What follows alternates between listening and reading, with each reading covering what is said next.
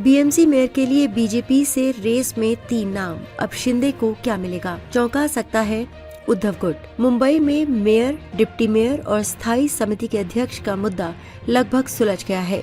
इस संबंध में मुख्यमंत्री देवेंद्र फडणवीस और उप मुख्यमंत्री एकनाथ शिंदे के बीच आज या कल 6 फरवरी को बैठक होगी और नामों को अंतिम रूप दिया जाएगा। बीजेपी की ओर से मेयर पद के लिए 3 नामों पर चर्चा हो रही है।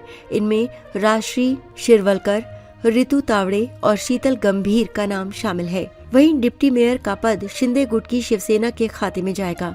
शिवसेना को दिए जाने वाले डिप्टी मेयर के पद के लिए 2 नामों पर चर्चा हो रही है। इसमें तृष्णा श्रीवास राव और यामिनी जाधव का नाम शामिल है। वहीं स्थायी समिति के अध्यक्ष का पद बीजेपी के पास रहेगा। मुंबई महानगर पालिका में सामान्य महिला वर्ग के लिए आरक्षण की घोषणा की गई है, इसलिए मुंबई की बागडोर एक महिला के हाथों में होगी। एबीपी माझा के मुताबिक मुंबई मेयर को लेकर चर्चा के बीच ये भी खबर है कि ठाकरे की शिवसेना मेयर और डिप्टी मेयर पद के लिए उम्मीदवार उतारेगी।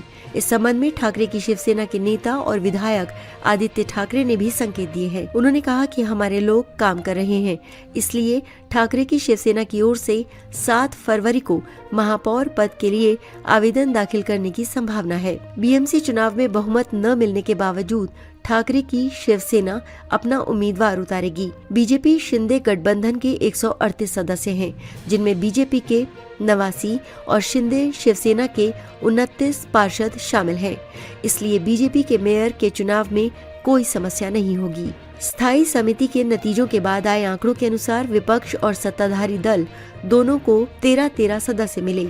इसलिए स्थायी समिति में अपनी ताकत बढ़ाने के उद्देश्य से शिंदे शिवसेना और बीजेपी ने एनसीपी के अजित पवार गुट की मदद लेने का फैसला किया है।